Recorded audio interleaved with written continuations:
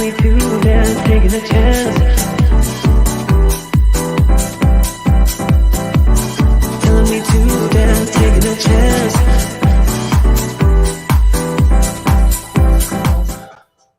I still love that every time I see love that that. too, Diana. Thank you for making that. I was like, I want my hair back. My hair looks so good in there.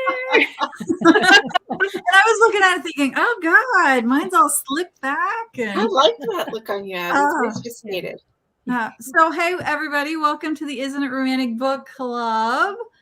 We're beaming in tonight to My Dangerously Dark Darlings group, to Jenny's Page Turners, to our Isn't It Romantic Book Club group, and we're into YouTube tonight too. So we're kind of a little all over the place. We're going to be talking tonight about Diana's, our very own Diana's The Noche Buena Dating Dare. So even if you haven't read it, stay tuned in because we always have a lot of fun when we're all together talking. So there'll be lots of fun and laughs, and there's some giveaways too. So anyway, I'm Abbie Roads. I write dangerously dark romance. I tell people, think an episode of Criminal Minds with a love story with a little bit of a paranormal twist. Here's a little pile of you can't even see, where does it go this direction? A pile of all of my books. And my latest one is Capturing Fate. Oh, it's right there too. So double Capturing Fates. All right. Who's next? Jenny. Me. Hi, everybody. I'm having one of those days, but you know what? I am here, and it's one of my favorite nights of the month to hang out with you guys and these three gals. So I write. Oh gosh, You're right. You're right, honey. That's right. Some days I do write. I write books. I write stories about small towns with humor and heart, and I write a lot of cowboys. And so here's some of my. It is hard to figure that out. Here's some of my cute cowboys, and I write for Hallmark Publishing as well. So I write Sweet to Steamy, and I'm so excited because my new book is How to Cowboy. Yay! And it just came out this last week, and so I'm super excited to share this one with everybody. Yay, thank you. And I'm excited to talk about Diana's book tonight because I love the whole concept of the book. There were so many great stories in it, and I just love Diana's story. So I'm very excited to be able to be celebrating one of our own tonight. Oh, thank you. I guess it's my turn. My name is Sharon Wray. I write romantic suspense. Think like a Dan Brown, puzzle type mystery with really sexy ex-Green Berets and really smart heroines. My fourth book, which I've had a lot of production delays due to the pandemic, but I believe it's coming out in March, hopefully. And I am so excited to be here tonight too. I just absolutely adored Diana's new story and the whole collection of stories. And I feel like the four of us haven't seen each other in weeks. I think so much has happened in the world since we last saw each other. So I'm just really happy to be here. So it's my great pleasure to introduce Diana tonight. So I'm going to read her bio. Diana lives in an often chaotic and always welcoming home that, depending on the day, can hold a husband, kids, extends in a canine or two. A believer in the power of words to heal, connect, and distract from chores, Diana blogs regularly on topics near and dear to her heart, including spotlight pieces on strong women from around the world. When not writing, Diana can be found kayaking, doing sprints up her long driveway, which is harder than it sounds, attempting yoga on her deck or hiking, and I suspect after tonight, maybe shoveling snow, because we're expecting news. Yeah, and the driveway thing I've given up on. It is a long driveway, y'all. It goes right up. Super long. But thank you. That is so sweet. I love that. So I love it when we can do our when it's one of our books. It's good for me because I actually have all my books, but they're up there, and I feel like if I get up to get them, it's going to be a very odd camera photo. So there's my book. Forget it. It's here. Amor Actually, yeah. And it was so much fun to write it. It's for those of you who don't know, it's a Latina anthology with 9 stories written by 7 authors. Some of my very dear friends who we got together and decided, we're going to do this book with all different stories. And it turned out I mean, it turned out spectacular. I'm just really happy with everyone. I've, read it cover to cover, and I just loved every story in there. Diana, well, my first question is, and I know this is kind of out of the blue, but I absolutely loved that it took place in a St. Cecilia school, because I love St. Cecilia, and it was so appropriate that it was a St. Cecilia school, and you had the hero was a director of musical theater.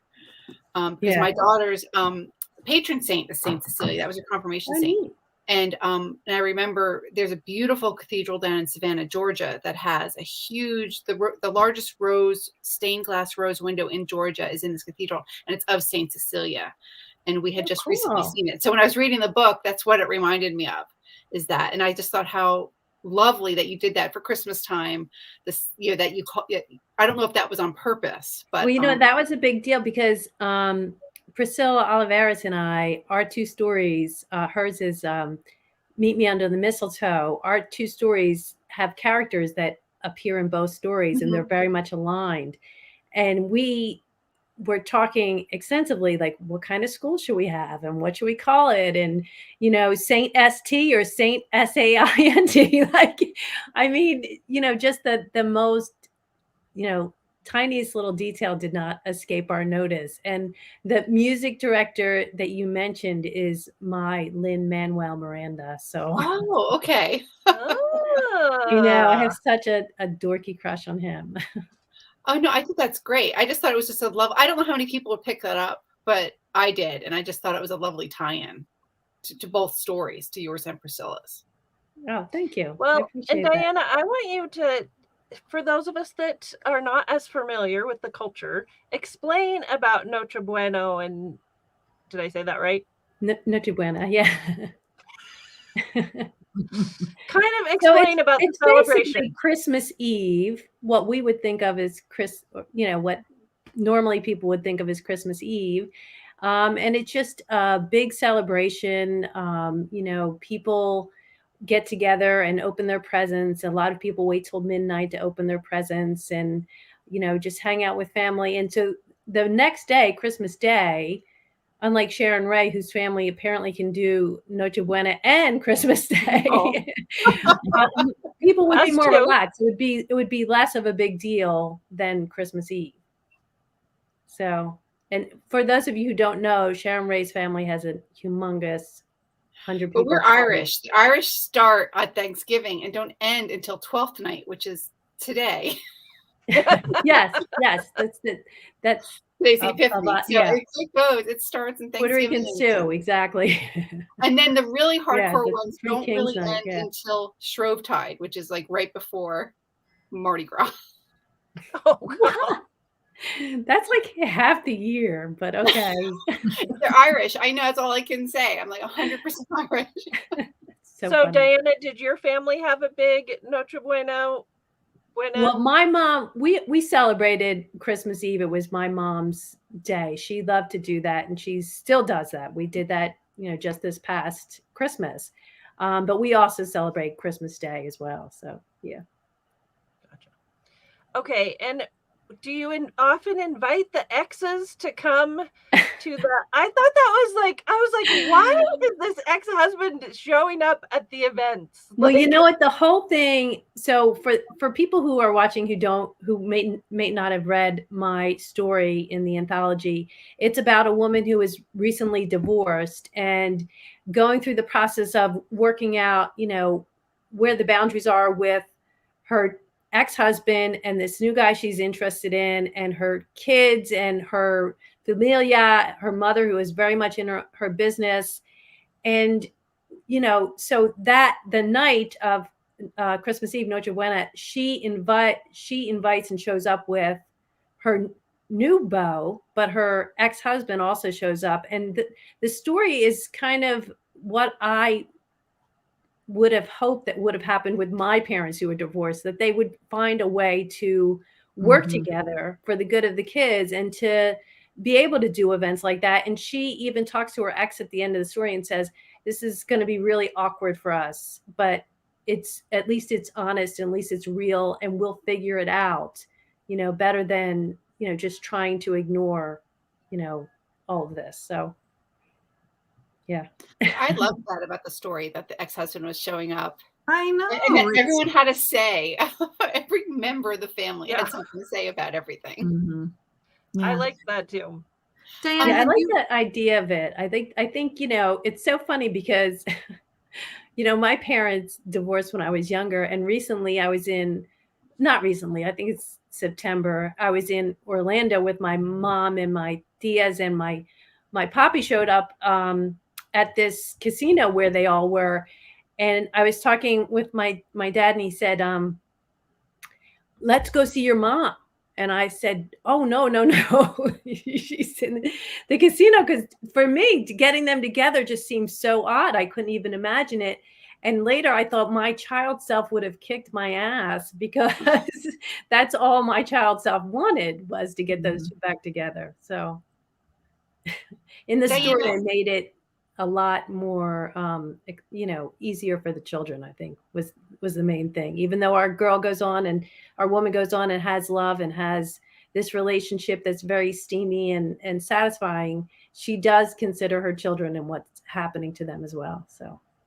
Yeah, you really did a great job fitting an entire story in a very short format. Yeah, I was going to ask you, is this your first novella that you've written, or have you written other ones? Because she had another one. Well, I wrote a novella, which was 34,000 words, something like that. But this story, when we first started writing it, everyone was supposed to keep theirs under 10,000 words.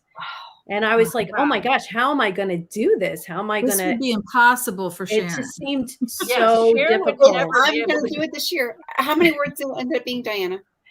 It ended up being almost 15, and which I think a lot of people did go closer to that. I think maybe one or two people ended up being right at 10,000, but most of us went over, which makes it a fairly large book. But yeah, it's the first time I've ever done that, and it was harder than I thought it was going to be.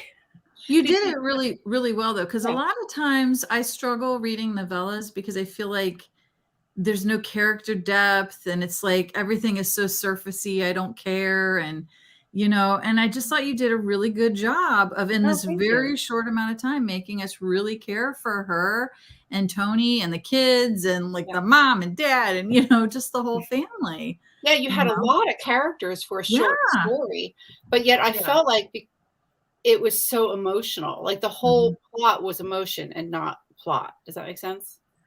It does. I think that there was the tension came from family tension, came from everyday tension. The children, specifically the daughter not wanting to see her parents divorced, and the mother not understanding why they didn't stay together. So, and that was tension. That's real tension. But it wasn't, some bad guy, which is odd for me too, I guess, because I write romantic suspense, and there's usually someone hunting someone. Right. There's a whole nother level. There's a whole nother like suspense plot, but you did a beautiful job. I thought, I think probably it worked because it was just emotion. Oh. So I see a question from a reader that is talking about your family members, and if you ever ask your family members to read your manuscript before you give it to your editor.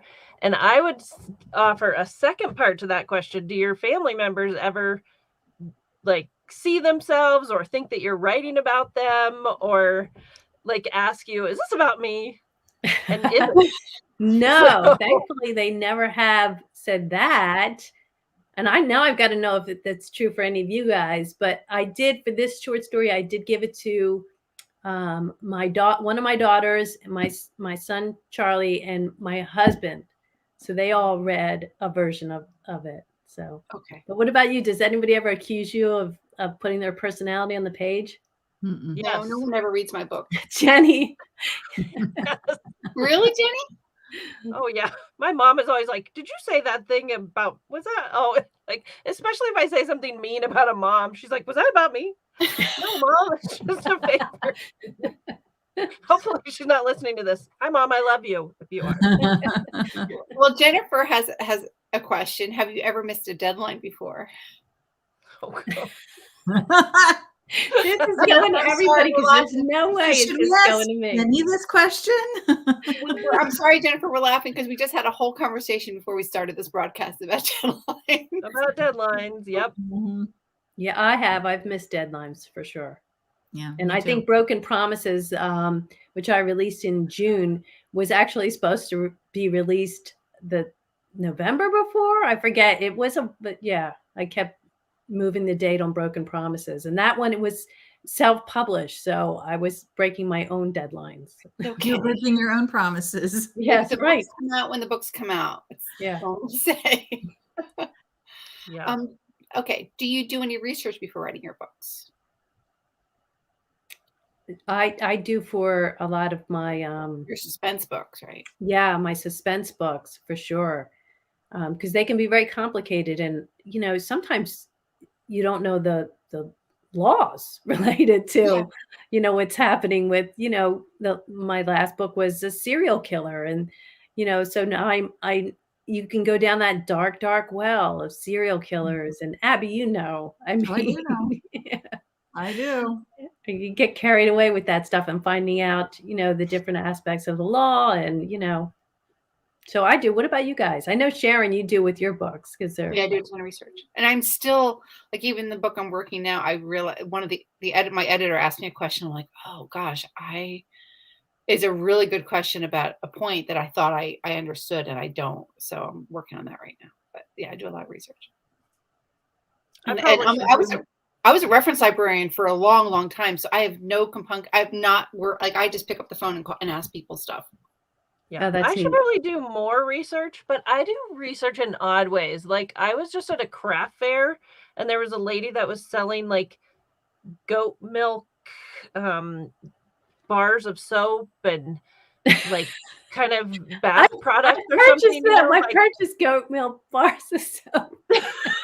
I don't know, like the bath products were made from like goat milk or something. I don't know. But anyway, you could tell she had a goat farm. And I was like, oh, hi, I'm not actually buying any of your product, but could you tell me about living with goats? Because I have them in my book. Then could you tell me some funny goat stories?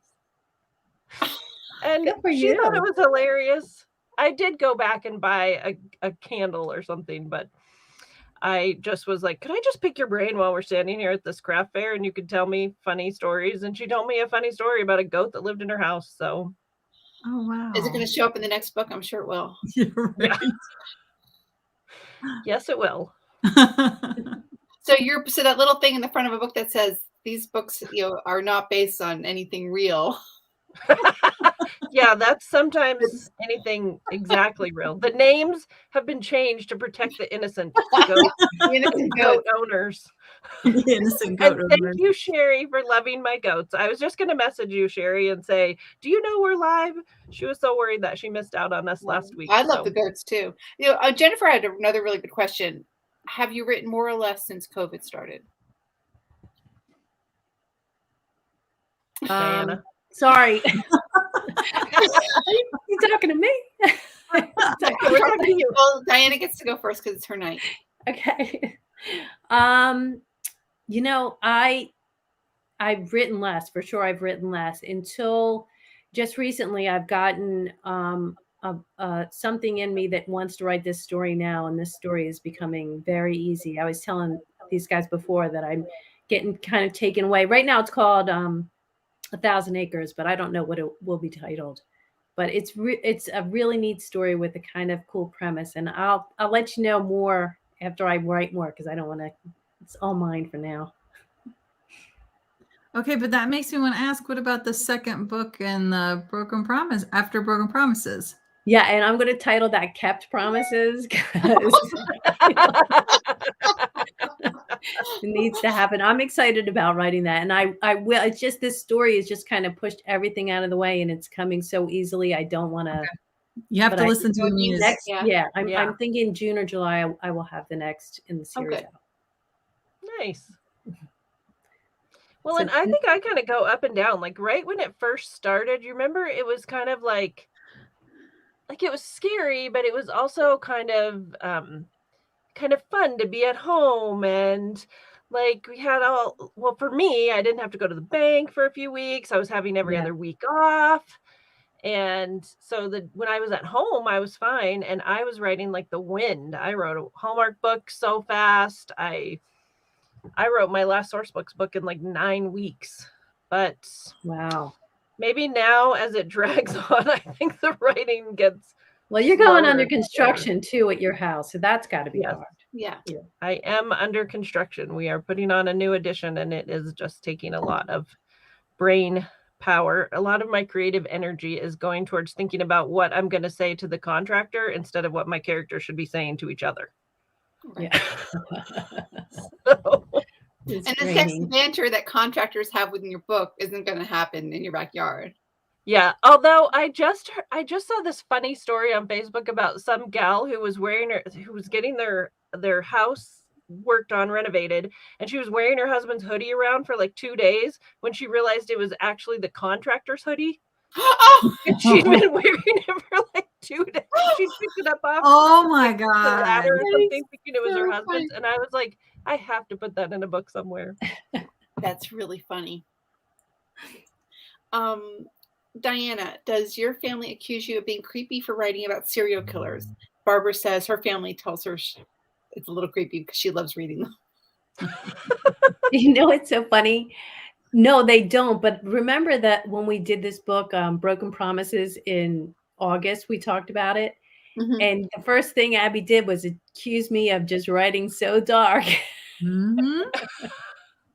Yep. Oh, So, Yeah, no, Abbie they, Right, kettle? I mean, black. Abbie writes dark too. I I know. think Diana's darker than I am. Oh, I though. think so. So it's an ongoing debate here, It is. isn't it? Romantic Book Club. Who writes darker? Not it. Yeah, it's not Jenny. No.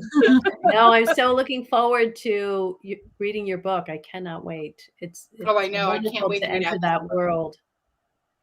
Thank you. Thanks, you guys. Oh, I was talking about Abbie's book. Sorry, Jenny. I'm waiting for your book to come in the mail. No. I assume y'all were talking about Jenny's book too. I thought you were talking about Yeah. Abbie's book. No, because Jenny's book is probably sitting on. I live in Virginia. It's sitting on I-95 right now in a truck that's turned over. Maybe the driver's reading it. Yeah, there you go. All right, let's find some other great questions here. So here's a question for you, for all three of you to answer, because typically when I am on camera, I have sort of pushed away some of my messy office out of sight. And I definitely write in what I like to call creative chaos. And I feel like you guys probably write in a much neater. So let's talk about your desks and your offices. Do you have to have everything neat before you start? Do you like having your notes everywhere around you like some of us do? Or tell us about your process with Oh, that's such a creative fun chaos question. or That's a perfectly great clean. question. I Do you love have to that clean question. everything up before you start? You know, it's so funny because I've been considering this week, like, why do I have a desk? Like, because I will write in bed or I will write on that couch. And I have a laptop, so I use my little lap desk. And I never use my desk. And it's too high for me anyway. Like, why do I have this desk? So that's one thing. I write in my office. It's usually fairly clean unless it's the holidays. The holidays, everything becomes messy in my house. But usually it's fairly clean. Or I write in my bed. I love to write in my bed, and it can be unmade and messy, and I won't care. I kind of like you, Diana. I kind of float around the house.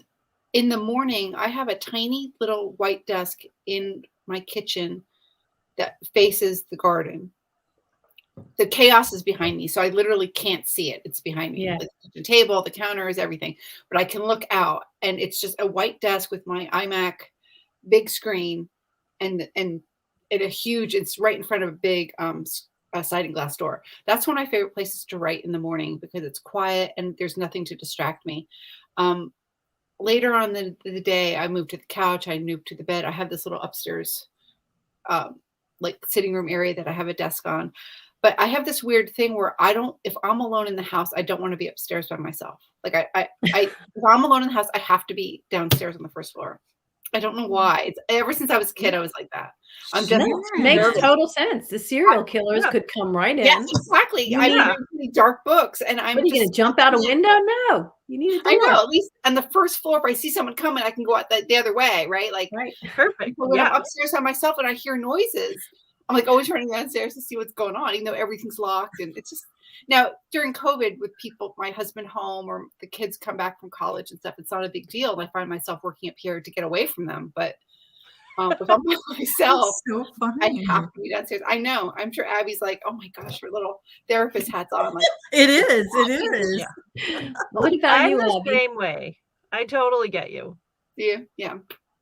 So, but I prefer, going back to the original question, I need a clean desk. I can have my notebooks, but especially if I'm drafting, I don't want anything else around me except for maybe my notes.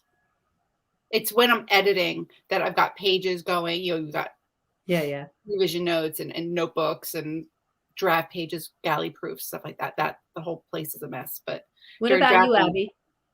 I'm maybe a cross between, like, I'm in the middle. Like, when I'm writing, I usually sit at my desk where I'm at right now, or I sit outside on the deck when it's like some spring, summer, fall. I love sitting outside and writing. We have a table out there, or I have a lounger. I'll sit there, and those are like, it's either here or outside that I'm writing. But when I'm at my desk, like, I have stacks, like I have my planner and my notebook, and then I have like my books that inspire me, a little stack of those. And then I have like Jennie's book sitting here, and because I got to read it next. And I have this other book sitting here because I'm supposed to read it. And so like I have like stacks on either side of where my computer is, but they're neat stacks, you know, like, so, but they have to be neat stacks, because if it's like getting jumbled and messy, then I don't like it. But I have to have like little neat stacks. So that's me. Mine's just jumbled all up. I know where everything is. I know what's in each stack, of course. And, you know, I used to move around like you guys. I would sit on the sofa with my laptop all the time. But I guess I'm just old because my back, it just killed my back to sit on the sofa all the time. And I'm getting blind. So now I have a monitor that's like, my kid comes in and he's like, wow, do you have that set on like 150%? Now I have to have a monitor so it's big and I can read it. And my back doesn't hurt as much to sit at the desk. And I feel almost sometimes like, okay, if I'm sitting at the desk, I am in work mode. Like, yeah. Oh yeah, you know, that's definitely true. And I like, one of the things I do is I light a candle every time I start to write. It's like I just want, like, I don't know, aromatherapy to help send me to the zone or something. I have a candle on my desk. Yep. If I'm writing in bed, I'm writing in a notebook. That I'll handwrite in a notebook at night and then dictate that the next morning. So sometimes it helps my creative juices or something to, like, if I'm stuck, I'll change mediums and I'll get a purple pen and a notebook and I'll try to handwrite stuff. No, that's a good tip. Before COVID, did you guys go to coffee shops and write? I have trouble doing that. I used to. But I can't seem to do that. I can't focus anymore in a coffee shop. I can't either. Yeah. I can't I either. don't It's like wearing headphones. Yeah. Yeah. Now it would feel a little awkward. And I'm sorry, I didn't mention before, everyone, if you comment or, you know, ask a question, you'll be entered to win a gift card or a signed copy of Amor Actually. So, and I also wanted to, I don't know, switch gears a little bit because we wanted to go over some of the books that we had featured in our book club last year. And so I'm going to put everybody on the spot and say what, you know, excluding books from any authors here, what was your favorite read from last year? Oh, gosh. I think hard pick. It was really hard. I think Lush Money, Angelina's Lush Money. Oh, that was a good one. Other than ours. A good one. Yeah. Yeah. I think I really loved Lush Money. It just hit me at the right time too. Like that was the kind of book I needed to read that month. There was none that like I really like kind of like didn't like. I thought they were all really, really good. And it's really hard for me to like pick one that I think would be I'll pick Because I one want for to say, you. oh, this one, but then I really like Yeah. this one too, and then I really like know. this one too. It's always the one I'm reading is my favorite. Yeah, right. Yeah. Yeah, That's what Right. I automatically was thinking Lori Foster's. I loved her. I thought so too. That was the first one that came to my mind too. That was such a no fun, holding back. That was a good holding one. back. That was such a fun one. But I also just loved Real. It was so emotional. I And love Real too. Yeah. No Holding Back was so suspenseful and fun, but yet I like Zio Antonio Axelrod's The Bennett Girl was with Oh, Stars in no, Her the Eyes. girl with The stars Girl in with her Stars eyes in Her was Eyes was so And so the good. Last Yeah. Carolina sister I loved. That one was really fun too. And I love Daisy Jones and the Six this year, so it was really fun to read Zio's because it kind of had some of those same like elements to it. So let me ask you this. What books I'm just like look, and I love Michelle's. I love Michelle's Majors, the Last Carolina sister. I love that one. Really, I love Small Town Reads. So that was really, she always makes me laugh, her stories, and cry a yeah. little. And that was What my would you- first introduction to her because I had never read Mhm. anything by her before. And I thought she just wrote her 40th book. Oh, Well, no, nice. she isn't that just amazing that published- I'd never read anything by her before? But yeah, and I loved I her love work. your books. Yeah, she just published her 40th book. How many do you have, Jenny? I think 27. I think I'm writing my 29th or no. Yeah, I don't know, something like that. Wow. 6. Yeah. What are you so do you keep I keep a list of the books I really want to read next year. What's top on your list for reading next year that we might not even do in the group, but just in general? I have 2 that I can think of right away. I've had The Hating Game sitting on my shelf forever that I want to read that before I watch the movie because I've heard the movie is so good. And I loved her other book, Second First Impressions, was one of my favorite books of the year this last year. I love that book with the turtle so much. And then I want to read that one, Laura Drake's, what is it about? The Last Thing He Told Me. Yeah.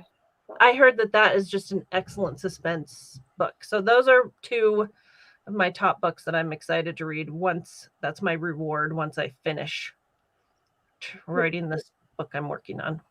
I'm really looking forward to Kimberly Brock is a Georgia author. She writes Southern Gothic books. Her first book, The River Witch, was one of the best books I've ever read. And it won every award the year it came out, across the country. For literary books. But her next book, The Lost, what was it? I just had it. Oh golly. It's about Eleanor Dare, The Lost Books of Eleanor Dare. And Eleanor Dare was the child born at the Roanoke colony here in Virginia. It was the first child to ever be born, English child to be born. And it was Sir Walter Raleigh's, one of his big colonies. And then they disappeared. And they had the word Croatoan written in the tree. And that's one of America's greatest mysteries. But it's about one of her ancestors. And it takes place, I think, in the 50s. And so, but it goes back and forth. I think there's a dual. I'm not 100% sure there might be a dual timeline, but I'm waiting for my arc. She's sending me an arc. And I cannot wait to read this book. Because I loved, in fact, I have The River Witch here. The River Witch was such a great book. And she's a very lyrical, very literary writer. And I love romance. I love suspense. But every once in a while, her books, anytime she comes out, I'll pick up. So I can't wait for that one to come out. I'm looking forward to it. And I saw that Sherry just said that she just finished The Replacement Wife by Darby Kane and that it was an unbelievable thriller. Oh. And I saw Sherry's talking about it and I put that one on my list too. Okay. So thanks, Sherry, for the recommendation. Diana, how about you? What are you excited to read this year? Well, I'm currently reading Priscilla Oliver's West Side Love Story, and I love it. You guys are going to love it too. I think it's out in June. You'll have to I'll give you guys a heads up in the group, but it is fantastic. So much fun. And I'm really looking forward to Sharon's book, In Search of Truth. I cannot wait to read that. I love the entire series. Oh yeah, Love's Last Kiss. Love's Last Kiss. Sorry. It's In Search of Truth is behind me. Yep. Right. That's probably I know. got in my head somehow. Love's Last Kiss. Love's Last Okay, Kiss. you're yeah. sweet. Thank you. Yeah, I am too. Well, you've read it, I'm sure, 1,000 times. 1,000 times. Yeah. What about Yeah. you, Abby? You know, I'm more of a like whatever catches my fancy in the immediate moment kind of reader, you know? So like I just saw that Kristen Ashley came out with a brand spanking and she's my crack. Like I start reading her and I like will stop writing, stop everything and just read, you know, like binge her books like every time I do that. So I just got her book. I think it's called The Girl in the Mist. It's got a lovely cover. It's got a beautiful cover. I saw that cover. Yeah. And I just, you know, got it and I read a little blurb and it was like, oh my, I must read this. So that's the one that just caught my fancy at the moment. I have been reading Jennifer Armentrout's Blood and Ash series, and I'm yeah, that's so good. So Yeah. good. I'm not So caught good. up yet though, but it's so good. Have any of you been reading The Wheel of Time? I haven't started the TV show yet, but that's one. Well, I read the series The Wheel of Time when it first came out. Robert Jordan's, you know, the first couple books, and then it's, you know, he passed away and someone else took it over, and I never finished that. But I heard people are having an issue with the series. Are they? I don't know. I haven't read the books yet, but I was debating, should I watch the show first and then read the books or vice versa? So, well, so that brings me to like what's everyone binge watching right now? The Witcher. My son is home, and I can only watch The Witcher when my son is home because I have absolutely no clue what's going on. Okay, but you know what? Here's what I watched: season 1 of The Witcher when it first came out. Had no idea what was going on. Like totally did not understand it. Was like totally confused. Then since I saw season 2 came out, I thought, well, I'm going to go back and watch season 1 again, just because I don't remember anything that happened. And it made so much more sense watching it again. Well, and my son will sit with me and he goes, Mom, in the video game, he'll pause it and say, okay, in the video game, this is what's going on. Because it's so closely tied to the video games. Yeah. Sharon, that is the exact conversation that happens at my house. And I can only watch The Witcher with my son, and he'll pause in the middle and he'll be like, okay, so this is what happens in the video game. And then he'll like explain the whole thing. This is what's going on. It is so funny. Yeah. And I don't know how other people are watching this without a teenage boy in the house. Yeah. Well, I would say, so we're binging, well, you can't really binge it because we have to wait every week for it, but Yellowstone is my favorite show right now. And I would say my favorite show of the year is Ted Lasso. If you have not discovered Ted Lasso, find a way, even if you just get Apple TV for just the limited time series, Ted Lasso, I promise you, is worth every second of watching the show. Sharon, you have to watch that. I haven't watched it either. Oh my God, you would love it. I can't stream it though on any of my services. So I'll have to figure out how to. Yeah, we don't have Apple TV either. It's worth buying, getting the subscription. Oh my gosh. Sherry Bartholomew just said she's read 112 books this year. Yeah, I was just going to ask, how many books would you estimate that you read last year? And because I went through and counted and I read 67 books and I was like, well, me. And then I turn around and people are like, I read 100 and like Sherry just said, 112. Like, oh my gosh. Diana, does that include fiction and nonfiction or just fiction? Both. Hannah's read 200. What? Oh my gosh. I read about 40, like maybe fiction and nonfiction. No, how many I've read. I couldn't even tell you. I've read less than 20. That's what I was thinking, Jenny, and I was ashamed to think it. I know. That's because it's like. Well, what about audiobooks too? That's included audio. If audio is in there, I've probably done more for audio. Okay, I do audio more than anything. But Phyllis read Remember how we used to just, before we were a writer, we were like, we would voraciously read. Mm-hmm. And now if you read, you either feel guilty that you should be writing, or it takes me so long to pick a book because I'm like, oh, I only get to read one book. So I've got to pick like what's going to be really like sponge-worthy kind of book. So there's that. And the other thing I run into is my internal like editor is still on. So I'm trying to read this book to enjoy it, but then I'm like editing it. Oh, well, I don't think that was the right word choice right there. If they would have just done that a little bit better and I'm like, oh, stop, I just want to enjoy reading, and audio. I don't do that when I listen to audiobooks. So that is so true. Well, Phyllis has read, what did I just see? Phyllis has read like 261. And she said Hannah neglects housework. So thank you, Phyllis. I know. Yeah, I love that Hannah's like, I neglect housework. So I need to do that. That's how you could read more. Barbara read 254. Oh my gosh, you guys, that's amazing. You guys are awesome. That is incredible. I'm amazed by that. That's fantastic. I know, I was so full of myself. Like, I read too much. Yeah, your numbers are paltry, Diana. We need to step up our games.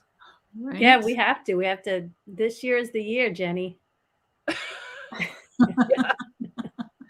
Jennifer asks, how hard is it to pick the right editor for our books? So for Jennifer, for our traditionally published books, you go with the editor they give you. Right. I mean, you don't get to pick your editor. It's just, you work for a publisher and they edit your book. As far as the indie stuff, our indie work, I knew right away who I wanted to work with because we had read a book of hers that she had edited for an author in the book club in the beginning of the book club, and I knew as soon as I read the book that's the editor I wanted to work with.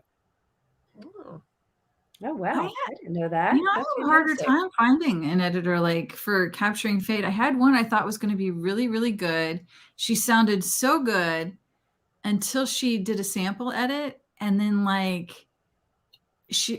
now y'all know I'm a mental health counselor. And so in Capturing Fate, there's a psychologist.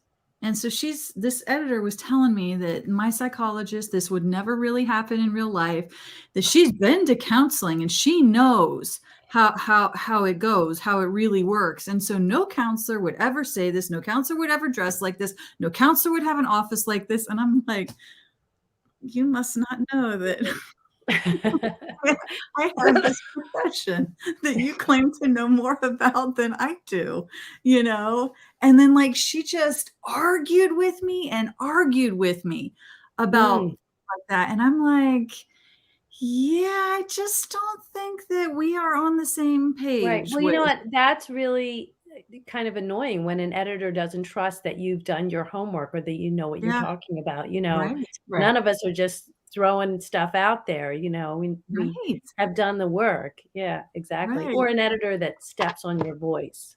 Mm-hmm. Like Diana, for your anthology, did you all use one editor or did you just use separate editors? We did. We used one editor and one copy editor. Oh, that was smart. Wow. Yeah. Yeah. So we had to schedule. So the way it worked is we had Priscilla and I kind of finished early. And then other people finished late, so we were able to stagger our stories to our editor and our copy editor. Yeah. Well, that's smart.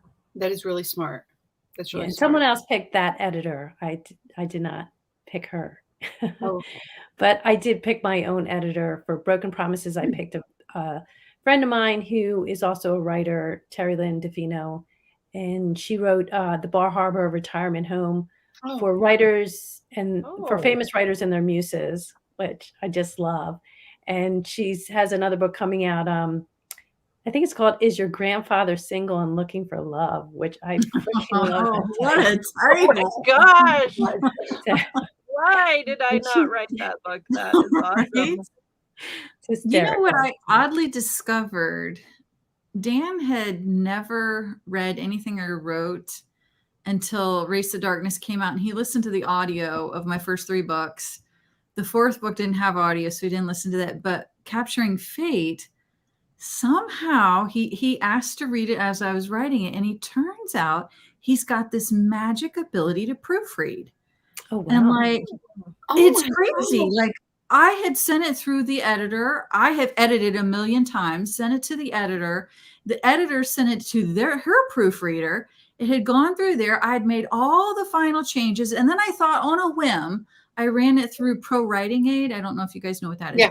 But I ran it through there and I found even more mistakes in there doing that. And then so I thought, okay, this is the final. I'll just have him read it for fun.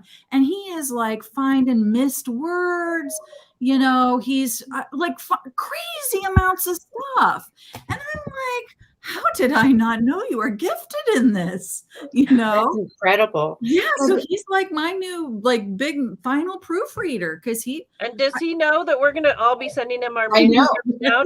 I told him like you could seriously make some bank on the side, like because it's like he has the eye for it that he just spots, like when you forget an A, like or the like he just spots all those things, or maybe it's supposed to be plural and you didn't put the plural on it, like he just spots all that stuff, and I'm like, that's incredible. Oh, yeah. You know what I found is I use Pro Writing Aid, but I also use Google Docs because the Google Doc AI system has just been upgraded. And my son was telling me this from school. It's phenomenal. Huh. Google Docs, because Google Docs does contextual proofreading. So it finds like it really does find missing words or a missing article or a double article. Yeah, it's so interesting. I do Pro Writing Aid first, then I do Google Docs, but now I'm going to also use your husband. Yeah, right. We all are. But I'll tell you guys, like as readers, you get to see like our final product, but man, the product that we create before y'all see it is really quite scary. Like when running it through Pro Writing Aid, one of the things that they have is an echo finder, and an echo is when you use like the same word too many times, and it'll highlight, it'll show your word, your page or whatever, and it'll highlight all the same times you use that same word. I had like the word hand 12 times in one paragraph. I'm like, thank God, like I saw that, because it was like every other word was hand, What about you, Jenny? Do you work with specific editor or? I do. I've used a couple of different ones, and with my first book, I think the three of us have kind of talked about this before, that I was so new when this first started. There were so many things that I didn't know. I didn't understand how track changes worked. So my first editor sent me back all the track changes, and I didn't know that you were supposed to just do accept or reject. And so I opened up one document on one side of the screen and then a new document on the other side of the screen. And I was scrolling through trying to find the little red places where he had changed it. And then I changed it in mine. And it took me I think I did an entire book like that. And then God. I realized, and I messaged him back about something, and he was like, you just press accept. And I was like, I need some instruction on what you're talking about. And then he sent me like a instructional thing, and then I figured it out. But oh my God, when you don't know. And I know, because thank God I had a self-published friend who told me how to use track changes. Right, I would have been like you, Jenny, because I remember opening up the first edits and like, oh my God, what is this? How do I do this? And thinking the same thing. I'm going to have to open up 2 documents and have it. Yeah. Diana, and I have this fun story about when one of my first books with Entangled, first time I had an editor send me stuff back, and it was the first time when you really you're weeping, you love your darling so much, it's so hard to hear all the stuff that you did wrong and all the things you needed to change. And I had this one thing that needed to change, and it went all the way through the book, and I could not figure out how to do it. I was kind of sitting in my living room crying, and this good friend of mine, who was also a writer, who at the time had been to my house one time, she called me just totally out of the blue. She called me and she said, I'm by your house. I want to stop by. I have a banking question. For those of you that don't know, I'm also in banking. And I was like, I need you so much. And she literally showed up 5 minutes later. She walked in the door. She was like, Todd, pour some wine. And she sat down and spent an hour and a half with me and walked me through, Anne Elliot is an awesome author and writer. So if you like YA, read Anne Elliot. But she also is an amazing friend. And she walked, and I was by the time she got there, I was just weeping. She stepped in my door and enfolded me in this hug, because I just didn't know. That is so And now sweet. my editor is like, Jenny. And I'm like, okay, dang it. From that to How to Cowboy, and I believe you have some news about How to Cowboy. It was a featured new release by Verb Romance, right? I did. Thank you. Yeah, that went out today. And I actually have some other news that I haven't shared with anyone yet. And Ooh. When a Cowboy Loves a Woman, you guys remember you read this a few Yes. months ago? So this one actually won the New Jersey Golden Leaf Award. Oh, I congratulations. just found out a couple weeks ago it Nice. won for the long contemporary. And I got a little award in the mail, and Oh, I just haven't had a chance to wonderful. post about it yet. So Oh, that's wonderful. awesome. I got to share it with you guys. And thank you, Hannah and Phyllis and Sherry, who all said that they read this book and loved it. So I see you guys' comments. I don't know how to comment back, but I see you. I'm reading them. Thank you. And the Jenny, point this was being cute. from tears to cheers. There you go. I can't There wait you to go. start going to these writing events again so we can like celebrate with you in person. I know. I can't wait for that too. Are you guys comment, the readers out there, comment if you have been going to any of, have you been going to Yes. any in-person events? For Are you scheduled to go to any in-person Yeah, events? Technically, I mean, I'm scheduled to go to the next Book Lovers Con if they have it. Oh yeah, me too. Because I think we're roommates. Yeah, we are. when is Yeah. it? I think they said March. So I'm hoping Well, it I mean, happens. it might happen. Where is it at? Is it in Tennessee? No, there's no We don't know. information about it. Oh. I did hear the one in Orlando that was a lot of fun. Oh, good. So, but I don't think as many people showed up, as many readers showed up because it was right at the beginning of Omicron. Yeah. Well, It and might be was 2023 right before. Christmas. I know. Alicia says she's staying home for now. I don't blame you, Alicia. I might be staying home too. I don't know. I know I'm supposed to go to a Polycon, I think in July, and I'm like, I thought that was so. I cannot figure out how to sign up for that. I keep signing up on the interest form, and then it just goes into a black void. But whatever. I yeah, could just walk don't there. know. Is it going to happen? Is it not going to happen? Should I go? Should I not go? Like, it's just, who knows where the world's going to be. Do you guys ever like choose a word for the year, like what your year is going to be? And I have always done this instead of trying to come up with a New Year's resolution. I try to come up with a word for the year. And I've had like joy and perseverance. And I feel like this year, my word, I haven't decided for sure because I have a problem with second guessing all of my decisions and overthinking things. So, but I think I'm going to use adaptable. Ooh, that's a good one though, Jenny. Like, Alicia's word is hope. I love that. Oh, but I that just is feel sweet. like, don't you feel like adaptable is like what we just have I love to? hope, though. Yeah. Yeah, I I do. love hope too. One because I just figured why. This So Maybe Sharon that's your needs word, hope. Sharon. Sharon needs it's so funny. You should. I used to have a big sign that said hope that I put out for Christmas, but my H broke. So I was like, well, I need a new hope. So I went to the store where I got it from, but they didn't have a big hope. They just had this little bitty hope. And I thought, well, that's perfect because I just have a little bit of hope. a little bit of hope. So Jennifer's word is peace. Barbara's is simple, and Sherry's is balance. I like balance and I like hope. I like them all. Yeah. Peace and simple. I like them all. Yeah. I love that you guys do that too. Yeah. I had Independent. There's a good one. That's a good I one. had sort of two, joy and focus. Because I feel like I've just been very unfocused. Yes, I feel very I hear you. But I've not been having enough joy in my life either. So I need to have joy but I need to have focus. I was having joy from May through November. Well, you were traveling like crazy. Everywhere. I was in Europe. I was in the Caribbean. I was. Oh yeah. It was wonderful. Yeah. We were having envy. We were not having joy. We were having envy of Sharon. That's right. That was our word. When I get back from Jamaica. Yeah. And then Croatia and I know. And this year, I mean, as soon as things lift, I'm out. Like I'm gone. I don't know where I'm supposed to be going to a writing event in Paris in June. Oh my It has God. been canceled 2 years in a row because Gabrielle, the author running it, lives in Australia, of all places, in Melbourne. Oh, wow. And she had to cancel it. Last year, we could have done it, but she couldn't get out of Australia. She was locked down. Oh my gosh. I'm still hoping to go to Paris in June. You guys can join me. I would love to. I would love to too. Mhm. Fun. Well, we have 5 minutes left. Should we wrap Right. up our year and talk about our new book?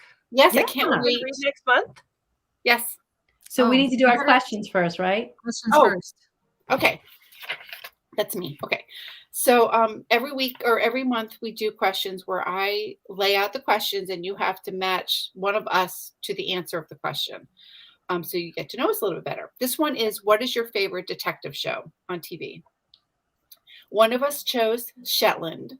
One of us chose Castle. One of us chose Monk. And one of us chose Mindhunter. And I guess Diana, because she's so sweet, is going to put this up on the Facebook page because I still can't figure out how to do the poll thing. And so, Yeah. I'll set it up in the group. and then, is there a winner for this? I can't remember. Well, the winner gets pride. Has pride. We will be so proud of you. Okay. But if you keep asking questions or commenting on this That's video, That's right. you're entered to win a $20 gift card or a signed copy of Amor Actually, which I will send. Oh, that's right. send to you. Okay. That's Yeah, for yeah. commenter. So Okay. we'll pick those winners on Sunday. Okay. That sounds good. So Okay. the theme of our questions was detective, which might give you a little clue as to what our next book is going to be. So, I totally Ladies? forgot mine, guys.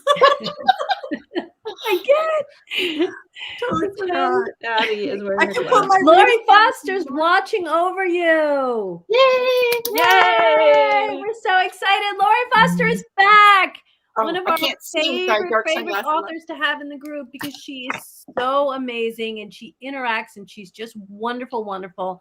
So we'll be, featuring her book all month, watching over you, and can't wait to hear what you guys think. Yeah, and that's going to be on a Saturday, right? That will be a Saturday event. That'll be Saturday the 29th at 1 p.m. So that's totally different time because Laura goes to bed early. She's like, I can't do that. Funny. I'm in bed. Oh, we love Lori. I We know. love her Yeah. so much. We're so wait. excited to have her come back. It'll be great.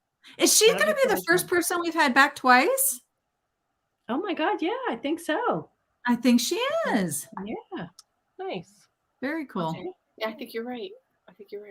All right, guys. Well, Well, enjoy the rest of your night. Thank you so much for stopping New by. Year. Don't forget to keep Happy New commenting, and Year. we'll pick our winner on Sunday. Good night, everyone.